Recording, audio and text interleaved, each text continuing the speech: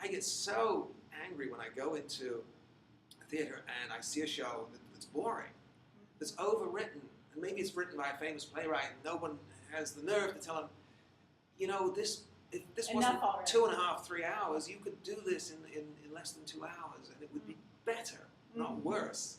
Yeah, so really, I mean, you're trying to give audiences the experience that you had when you first were introduced to theater. The magic, that sudden suspension of disbelief when you're in another world. And admittedly, some of my worlds, like my thrillers, I often look at them and go, why the hell would I want to live in that world? But then I realize that the audience absolutely loves a good mystery, for instance, a good story where they don't know what's going to happen. The thinking man's playwright. Yeah.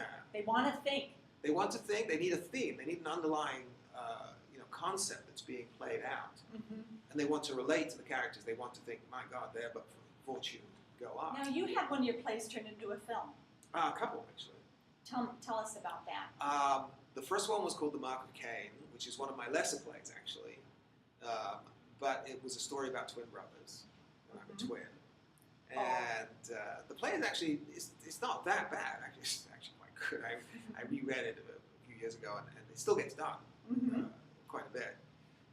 So it was a dark story of twins, and not long after the original production, a film company came calling and bought the rights, and so we did a film version of that. I think the film was called The Mark of Cain too. It had the same title. And then I'll Be Back Before Midnight was made into a film, starring Ned Beatty, Robert Carradine, Susanna York, who I always wanted to meet. My God, a hero of mine, and Heather Locklear. Right.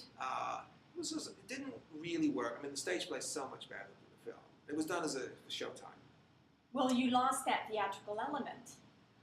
Yes, I think what happened was people started, the tone was wrong.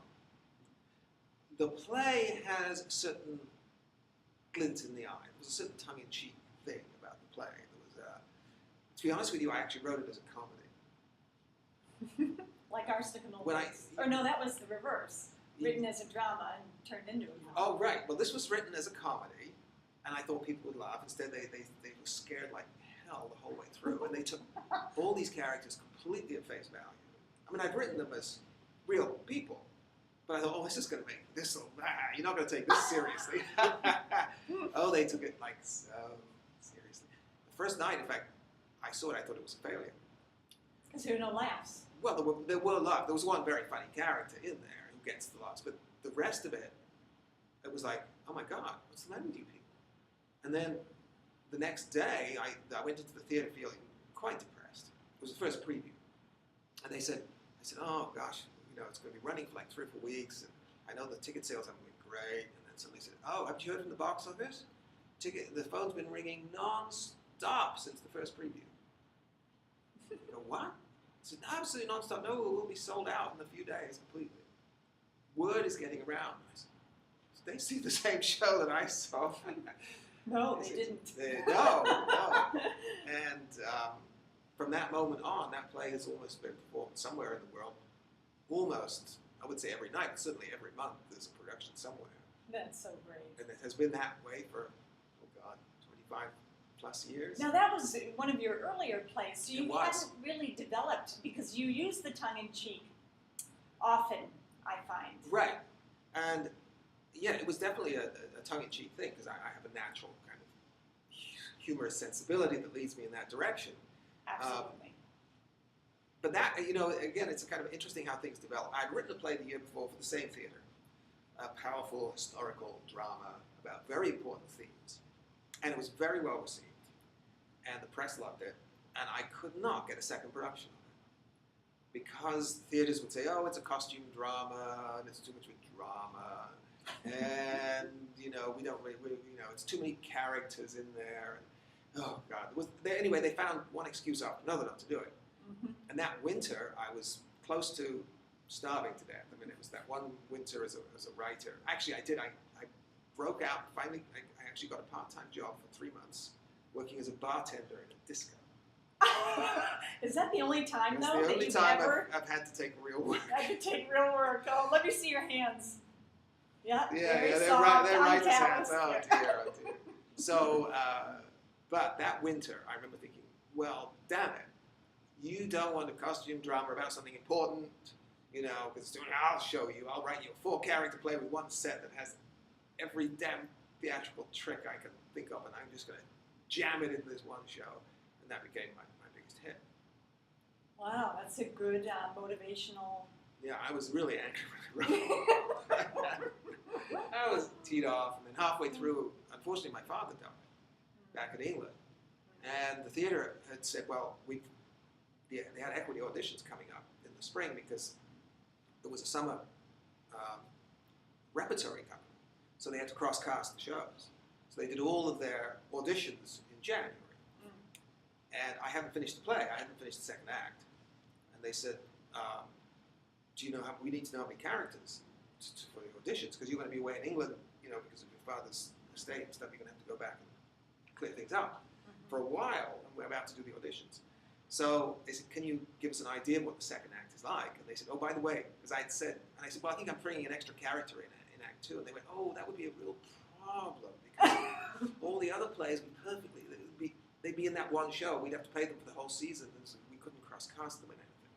And I went, okay, well, forget about that character. My word. I can bring it in 4, gosh. And so I said, well, I'll have to use one of the people I've already got, and there'll have to be a twist, and they'll have to be someone else, so that's fine. So it helped write the story. Enormously. But I actually wrote the second act in about 24 hours straight, because I couldn't sleep. Father just died. I was depressed. I was angry. So I thought, oh, might as well do something since I can't sleep. I don't want to sleep. I don't want to put my head on the pillow and have bad dreams. So I'll put my bad dreams right on paper. And I finished it, and I basically mailed it to them just before I got on the plane. And that was it. That's like the Maltese Falcon. Lillian Hellman's, Dashiell Hammett used to write like Dashiell that. Hammett, that's right. He wrote straight through, nonstop, yeah. all of his books. Is that right? Yes. You know, I sometimes think if you have the stamina, do it.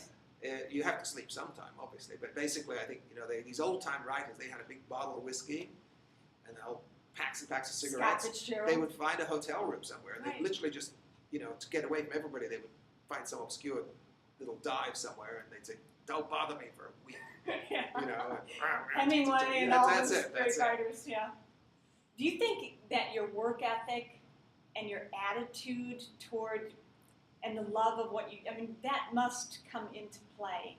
I think the enthusiasm I have for the work, it makes an enormous difference. Your enthusiasm. Right. And that drives your work ethic. Well, it also helps, you know, when I meet artistic directors, and especially for brand new shows. I never write a play before I sold it. I always sell it on the idea. Oh, that's so good. And I did that even before I had no experience at all. Even before I had one-act play. And I literally went into this big theater, big 1,200-seat theater, with a big professional company. And I was 23 years old. You're very good at promoting. And I went in there and I said, I can write a new show for you. And they said, what do you have to show? And I said, well, I had this one little one-act play that I did in England, got some good reviews, you know. And I couldn't believe it. Like, I'm walking out of the thing with a commission to write a new play. I mean, it wasn't quite as simple as that, but it was over a period of a few weeks of talking back and forth with the artistic director. It happened.